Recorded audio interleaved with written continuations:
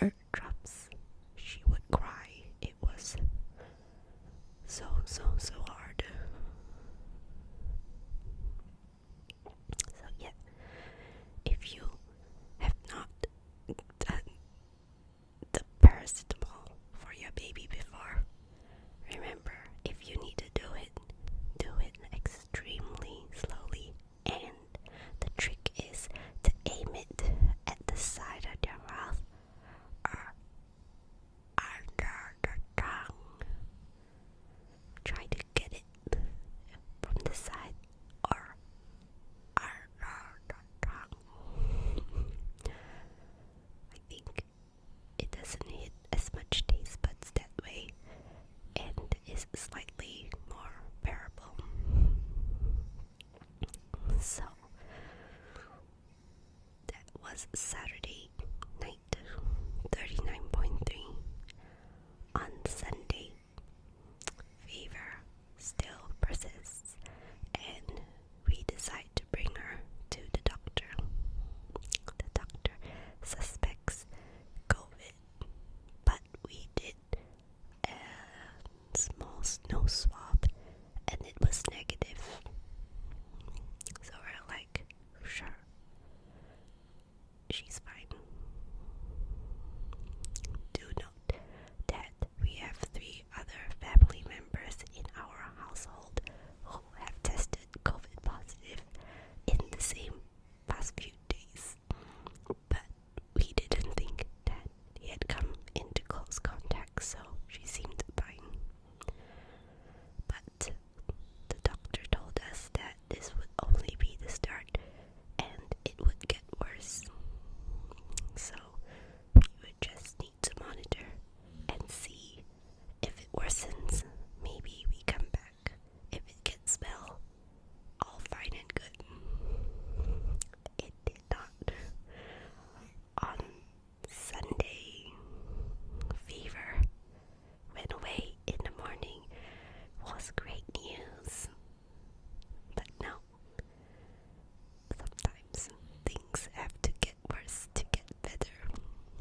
The fever starts coming back in the afternoon, and by night it hit its highest of 39.7.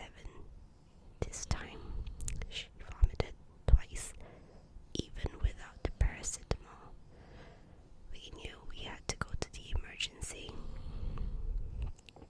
This time she tested COVID positive. It was painful because she started to get a runny nose and she was quite breathless.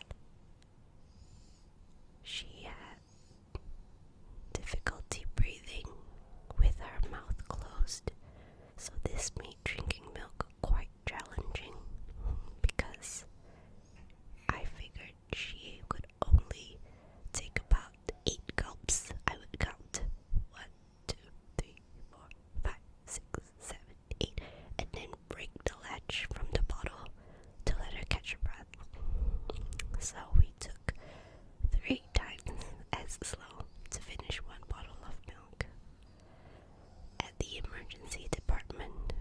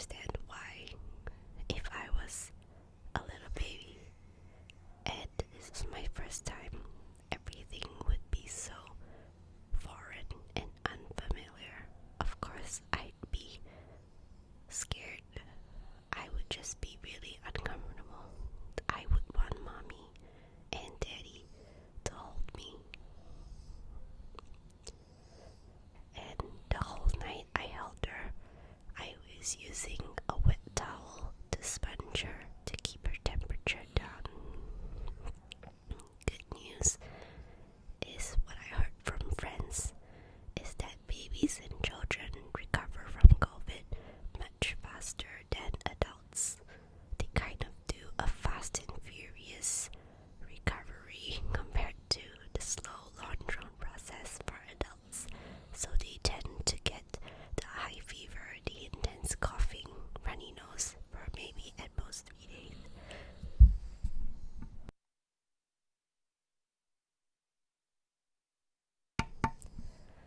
I thought I needed to sneeze there and didn't want to sneeze loudly into the microphone. I don't think your ears would have liked that. Thankfully for us, baby's E's fever only lasted for that probably 2 days. Now her fever is subsided, or at least in a very manageable temperature where she doesn't need to take the paracetamol. So she still has a runny nose and blocked nose. We have given her nose drops to dry up all that watery mucus, which gives a different problem because it causes the nose passageway to get dry and it's a bit difficult to breathe. So right now she's able to sleep. We've put her in her bed and I've discovered a hack that is to put a bunch of our dirty clothes with our smell into her bed so she feels like daddy and mommy are around her, and it gives babies a very comforting feeling. If your child is sick or extremely fussy and does not want to sleep in their own bed, this is something you could try. I find it makes sense to me because she initially didn't want to sleep in her own bed, but she was fine sleeping in our bed, and I figured that it might be because of our smell.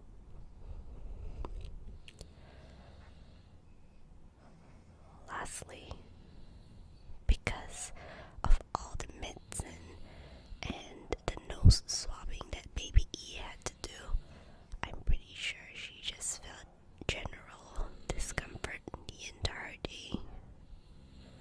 Her body was just not used to the whole thing, so she was being especially clingy and needing a lot of tender loving care and attention and hugs and kisses and cuddles, which is super understandable for a baby.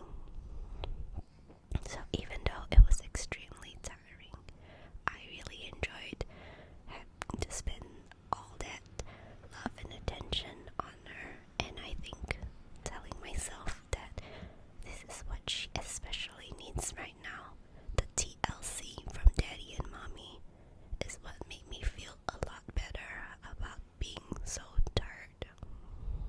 What my husband and I did was to rotate shift, so he would sleep while I watched her, fed her, played with her, and then I would take a nap and my husband would take over. The thing about being mom is somehow I would only sleep for about an hour, and I would either phantom hear her cry and wake up, or actually hear her cry and wake up, whereas my husband would be able to sleep peacefully and calmly and soundly for 5 hours. So there is the imbalance, but we're not keeping score, are we? Thankfully, the worst is over. The fever has subsided. The runny nose is getting better. She is able to breathe now in her sleep, whereas yesterday she couldn't sleep well because she couldn't breathe, and she would wake up every 30 minutes even though